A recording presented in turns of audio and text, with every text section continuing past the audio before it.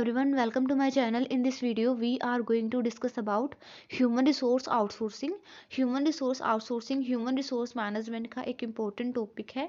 इस वीडियो में हम ह्यूमन रिसोर्स आउटसोर्सिंग का मीनिंग, फीचर्स, क्या रीजन्स हैं ऑर्गेनाइजेशंस ह्यूमन रिसोर्स आउटसोर्सिंग करते हैं, क्या एडवांटेजेस एंड डिसएडवांटेजेस हैं ह्यूमन रिसोर्स आउटसोर्सिंग की, इन सारे ही कॉन्सेप्ट्स को हम डिटेल में समझेंगे और विद एग्जांपल हम लोग अंडरस्टैंड करेंगे.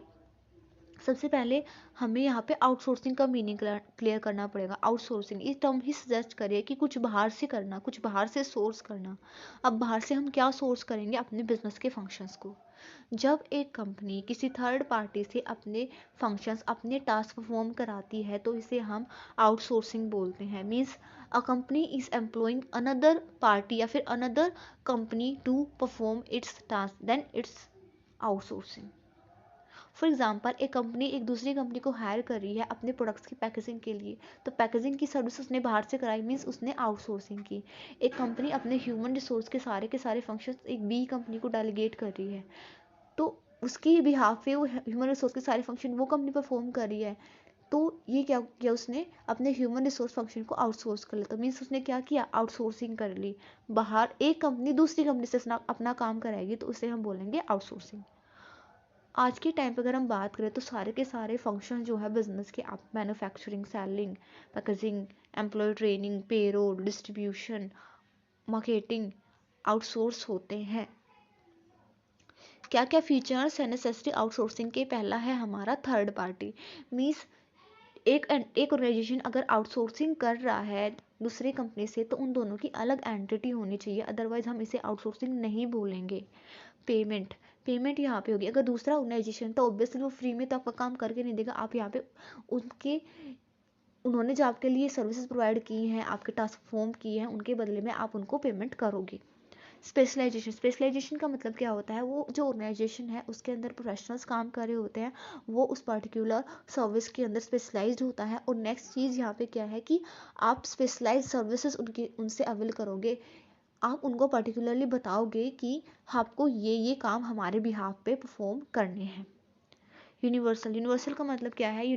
जो आउटसोर्सिंग है वो हर जगह पे एप्लीकेबल है. सारे के सारे बिजनेस के फंक्शंस आउटसोर्स हो सकते हैं. देन ह्यूमन रिसोर्स आउटसोर्सिंग का मीनिंग आपको क्लियर हो गया. मीन्स जब एक कंपनी दूसरी कंपनी से अपना काम कराए तो आउटसोर्सिंग. अब ह्यूमन रिसोर्स आउटसोर्सिंग का ही एक पार्ट है जब एक ऑर्गेनाइजेशन अपने ह्यूमन रिसोर्स से रिलेटेड फंक्शन दूसरे ऑर्गेनाइजेशन, दूसरी कंपनी से परफॉर्म कराता है, थर्ड पार्टी से परफॉर्म कराता है, तो हम इसे ह्यूमन रिसोर्स आउटसोर्सिंग बोलते हैं. Human resource outsourcing means when a business hires a third party to do the HR functions. ये एक अरेंजमेंट होती है जिसके अंदर एक थर्ड पार्टी एक बिजनेस के बिहाफ पे उसके सारे ह्यूमन रिसोर्स फंक्शंस या फिर कुछ फंक्शंस, एक फंक्शन को एडमिनिस्टर करती है ताकि वो बिजनेस अपनी कोर कॉम्पिटेंसीज, अपने ग्रोथ रिलेटेड ऑब्जेक्टिव्स के ऊपर फोकस कर सके. मीन्स जनरली जो ऑर्गेनाइजेशंस हैं वो अपने अनइम्पोर्टेंट टास्क या फिर रिस्की टास्क को जो कि उसके ऑब्जेक्टिव से रिलेटेड नहीं है उनको आउटसोर्स करते हैं. फॉर एग्जांपल, एक बिजनेस है, उसने एक बी कंपनी को अपने एम्प्लॉयज़ को ट्रेन करने के लिए हायर कर लिया, तो ट्रेनिंग का काम क्या है? ह्यूमन रिसोर्स मैनेजमेंट के अंदर आता है. ह्यूमन रिसोर्स रिलेटेड फंक्शन है, तो अगर उस फंक्शन को अगर वो बाहर से करा रही है तो मीन्स वो ह्यूमन रिसोर्स फंक्शन को आउटसोर्स कर रही है. देन एक कंपनी ने अपने सारे के सारे जो ह्यूमन रिसोर्स फंक्शंस है वो बी कंपनी को दे दिए. बी कंपनी उसके बिहाफ पे उसके सारे ह्यूमन रिसोर्स फंक्शंस को एडमिनिस्टर करेगी. मीन्स वो उसने ह्यूमन रिसोर्स आउटसोर्सिंग की है. फीचर्स हैं आपके. फर्स्ट है आपका स्ट्रेटेजिक अटैम्प्ट का मतलब क्या होता है? स्ट्रेटजी आपने पढ़ा होगा, प्लान होता है एक टाइप का जो सारे एनवायरमेंटल फैक्टर्स कॉम्पिटिशन को कंसिडर करके बनाते हैं. तो ह्यूमन रिसोर्स आउटसोर्सिंग एक स्ट्रेटेजिक अटैम्प्ट है.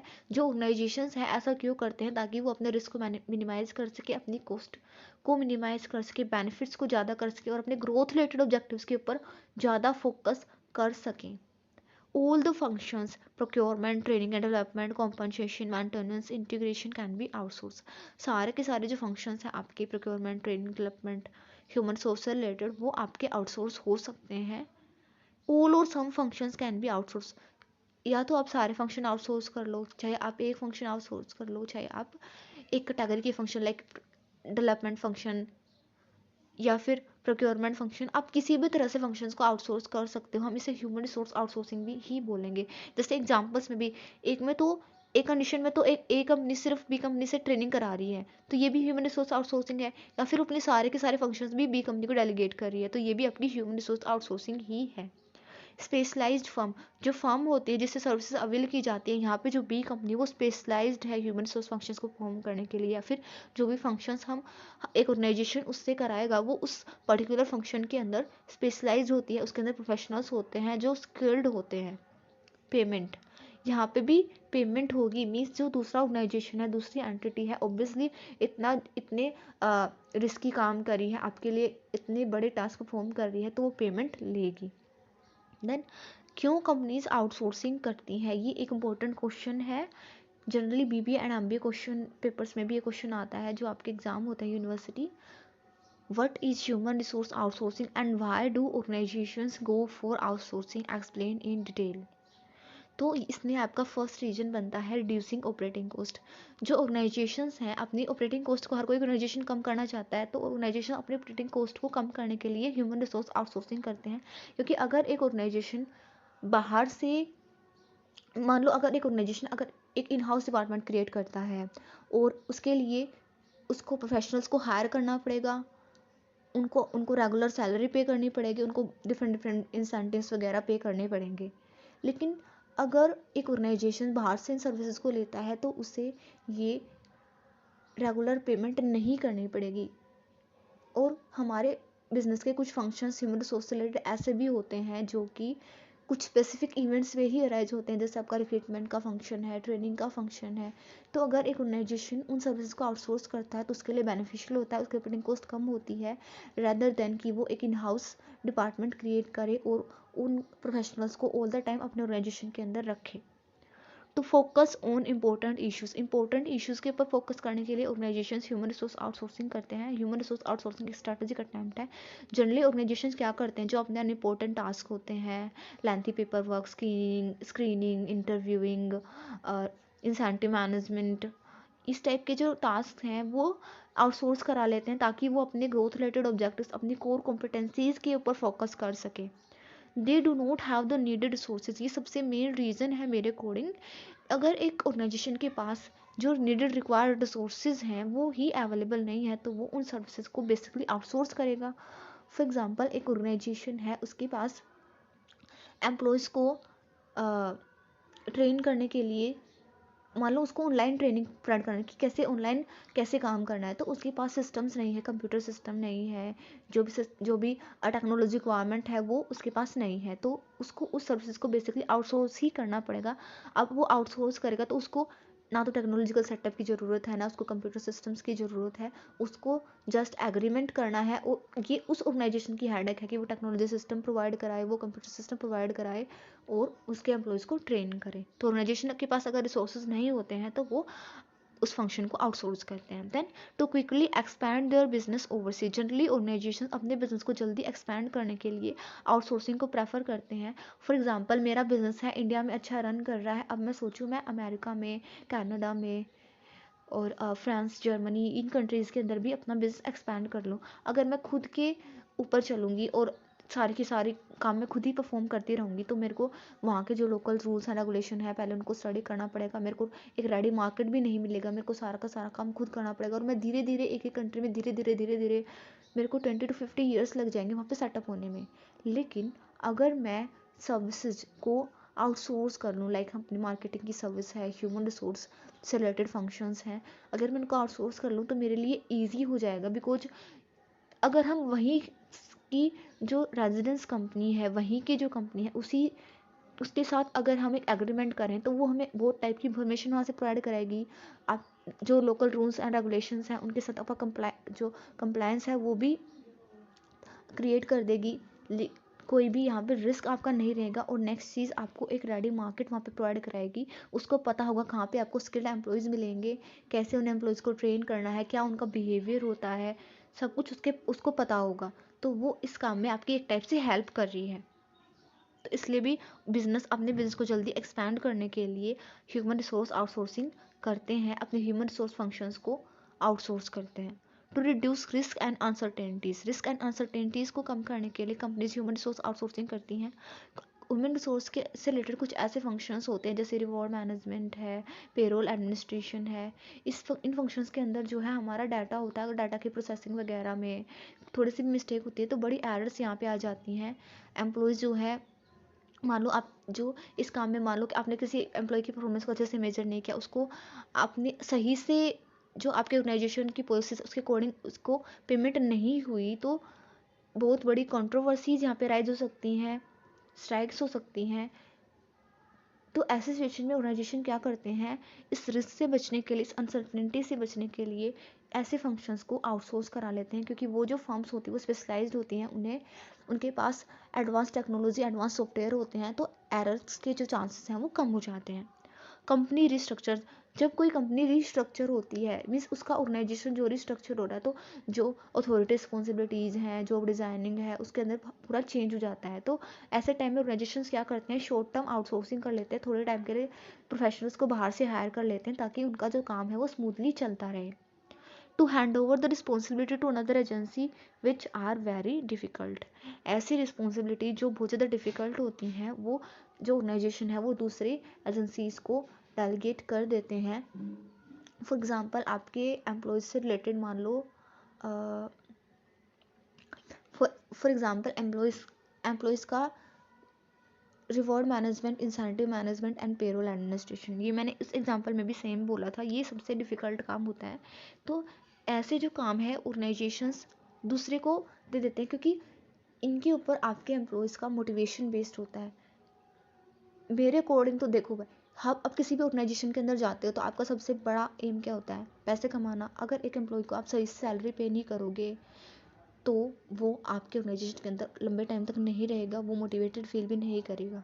तो अगर इस सिस्टम में ही कोई एरर आ जाए तो ऑर्गेनाइजेशन के लिए बहुत बड़ा रिस्क होता है। तो इसलिए ऑर्गेनाइजेशन ऐसे फंक्शंस को दूसरी कंपनीज को डेलीगेट कर देती हैं कि वो आपके बिहाफ पे सारा काम करेंगी।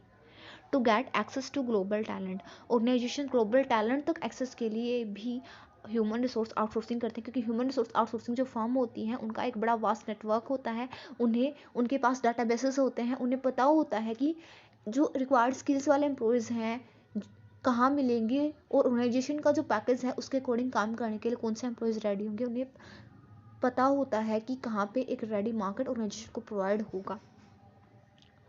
To improve productivity and efficiency, employees की प्रोडक्टिविटी एंड एफिशिएंसी को इम्प्रूव करने के लिए ऑर्गेनाइजेशन आउटसोर्सिंग करते हैं, क्योंकि जो प्रोफेशनल्स होते हैं, एचआर प्रोफेशनल जिनको आप आउटसोर्स करते हो, ये बहुत ज़्यादा एक्सपीरियंस्ड होते हैं, एक्सपीरियंस होल्डर होते हैं, स्पेशलाइज्ड होते हैं अपने पर्टिकुलर काम के अंदर, तो वे आपके एम्प्लॉयज़ को अच्छे से मोटिवेट कर सकते हैं, उनकी प्रोडक्टिविटी एंड एफिशिएंसी में इंक्रीज कर सकते हैं।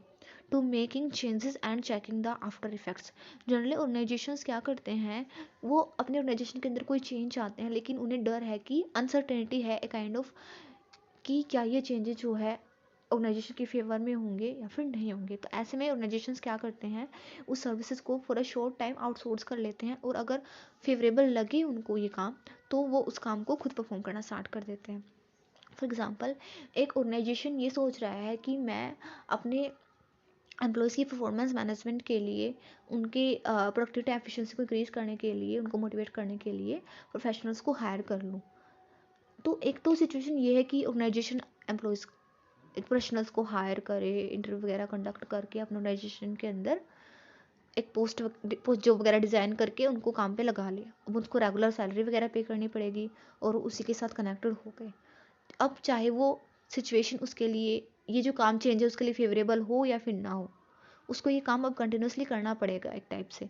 लेकिन अगर वो इन सर्विस को एक छोटे टाइम के लिए आउटसोर्स कर ले, 1 मंथ 2 मंथ 1 ईयर के लिए एक कॉन्ट्रैक्ट कर ले कि ये ह्यूमन रिसोर्स प्रोफेशनल्स एक ऑर्गेनाइजेशन के, मेरे ऑर्गेनाइजेशन के जो एम्प्लॉयज़ हैं उनकी प्रोडक्टिविटी एफिशिएंसी में इंक्रीज़ करेंगे, उनको मोटिवेट करेंगे, उनकी परफॉर्मेंस को मैनेज करेंगे। तो ऐसे में क्या होगा, बेसिकली चेंजेस यहाँ पे आप एक टाइप से रिसर्च करना कर सकते हो कि अगर आपको ये सही लगे कि आपके एम्प्लॉयज़ के साथ सही, उनका परफॉर्मेंस अच्छे से मैनेज हो रही है, सारा काम सही हो रहा है, आपकी कॉस्ट में भी ज़्यादा इंक्रीज़ नहीं हुआ है, आपके प्रॉफिट्स भी सही हो रहे हैं, तो आप क्या कर सकते हो, आप उसके बाद प्रोफेशनल्स को अपने ऑर्गेनाइजेशन के अंदर रिक्रूट कर सकते हो और कॉन्टिन्यूसली उनको अपने ऑर्गेनाइजेशन के अंदर रिटेन करके रख सकते हो। यहाँ पे बेसिकली क्या हुआ, एक टाइप से टेस्ट हो गया कि चेंजेस के आफ्टर इफेक्ट क्या होंगे। Loss of market share, sometimes जो कंपनीज होती हैं उनकी सेल डाउन हो रही होती है, उनका मार्केट शेयर कम हो रहा होता है, तो वो आउटसोर्सिंग को प्रेफर करती हैं।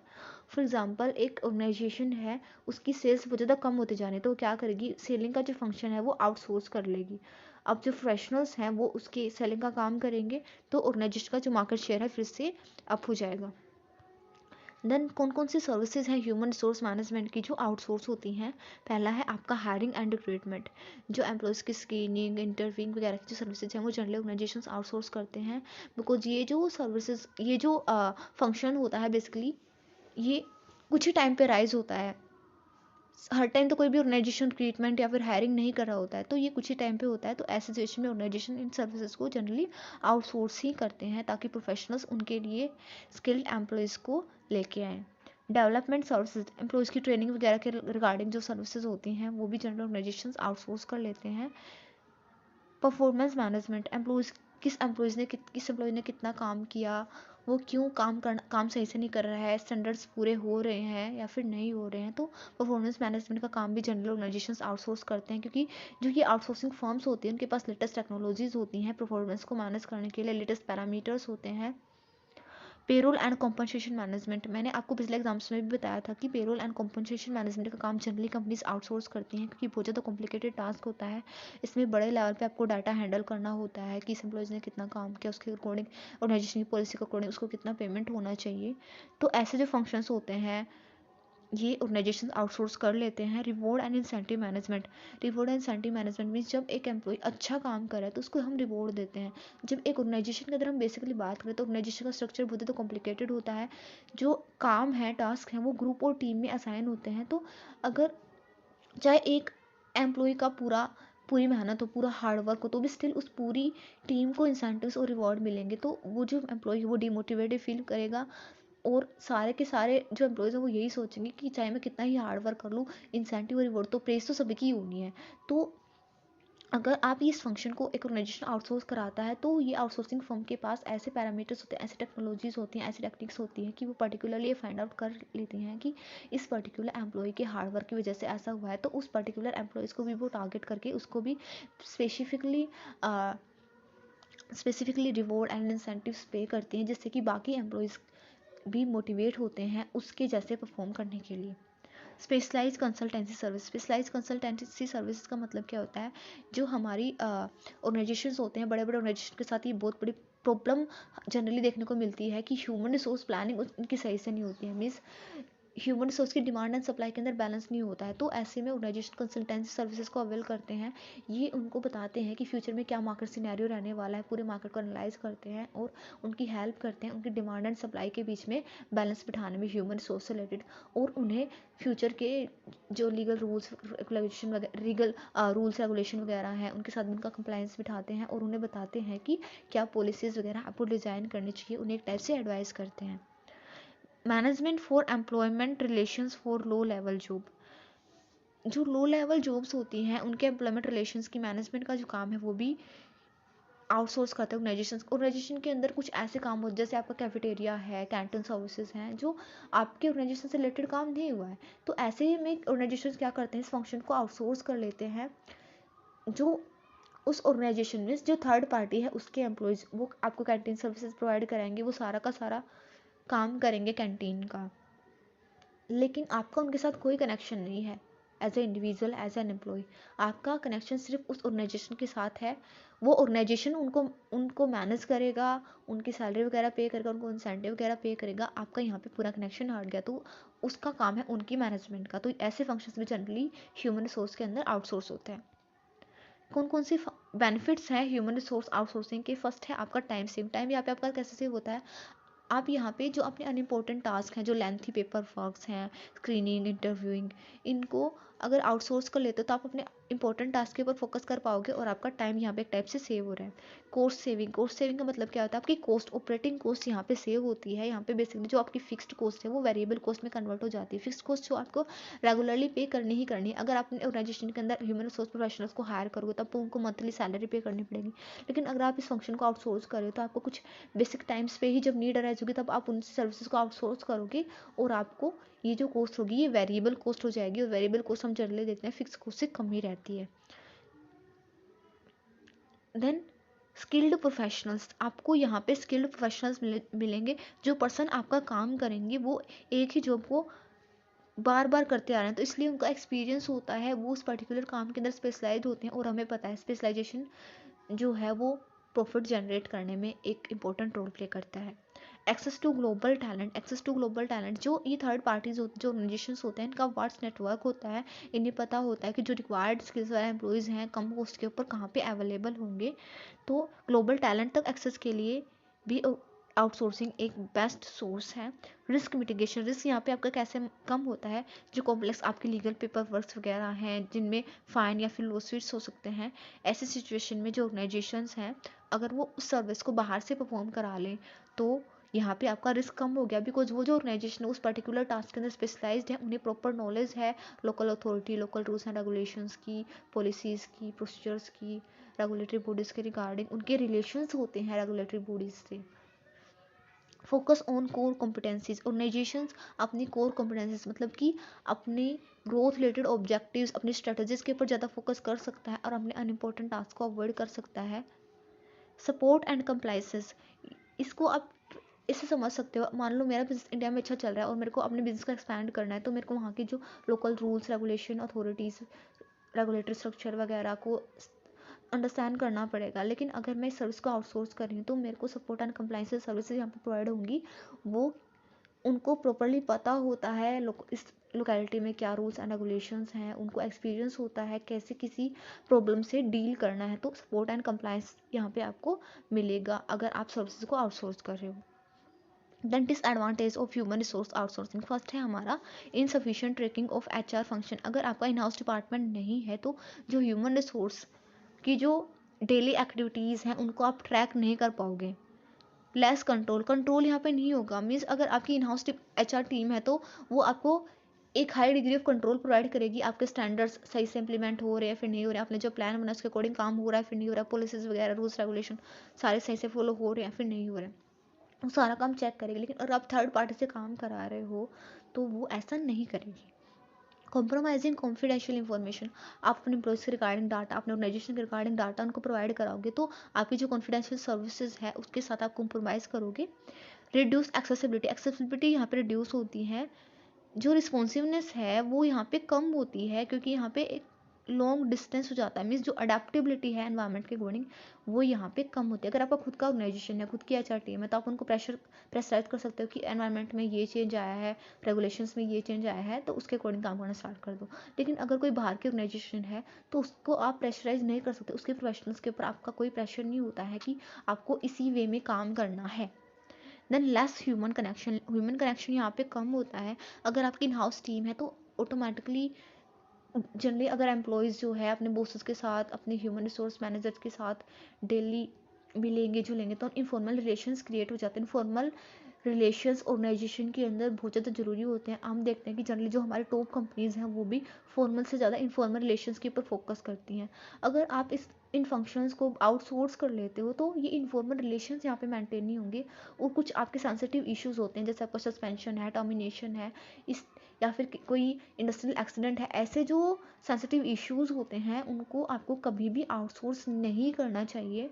बिकॉज ऐसे सिचुएशन में आपके पर्सनल रिलेशन और इनफॉर्मल होना सही होता है। और अगर आपकी इन हाउस टीम है वो इनफॉर्मल होके एम्प्लॉय के साथ बात करेगी, अच्छे से सारा काम सेट करेगी। लेकिन अगर आप इस सर्विस को आउटसोर्स कर रहे हो तो वो तो रूल्स रेगुलेशंस के अकॉर्डिंग चलेगी और पूरा फॉर्मल होकर ये काम करेगी जिससे कि कंट्रोवर्सीज आपके ऑर्गेनाइजेशन के अंदर अराइज हो सकती हैं। रेजिस्टेंस टू चेंज, जनरली जो खुद के ऑर्गेनाइजेशन के जो एम्प्लॉयज़ होते हैं वो ही रजिस्ट करते हैं कि हमें अपनी से रिलेटेड जो ह्यूमन रिसोर्स रिलेटेड फंक्शन है उनको आउटसोर्स नहीं कराना है।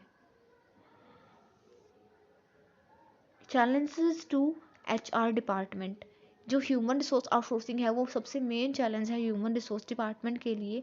अब एक बात बताओ, अगर आपका सारा काम एक आउटसोर्सर से करा लिया तो HR डिपार्टमेंट की नीड ही क्या है ऑर्गेनाइजेशन के अंदर? उनकी सारी की सारी अथॉरिटी रिस्पॉन्सिबिलिटी तो आपने किसी और को डेलीगेट कर दी, तो ह्यूमन रिसोर्स डिपार्टमेंट ही क्रिएट नहीं होगा। मान लो एक ऑर्गेनाइजेशन के अंदर पहले से इनबिल्ट HR टीम है, तो वो कभी भी पूरा ट्राई करते हैं कि उनकी जो मैनेजमेंट है, ऑर्गेनाइजेशन है, वो उनसे रिलेटेड जो फंक्शंस हैं उनको आउटसोर्स ना करे। Thank you all. Thank you for watching my video. If you like the video, don't forget to like, subscribe and comment on my channel. In the next video, we will discuss knowledge process outsourcing and business process outsourcing. I know that was also part of human resource outsourcing, but this video was going too long, so that's why we'll discuss in the next video. Thank you.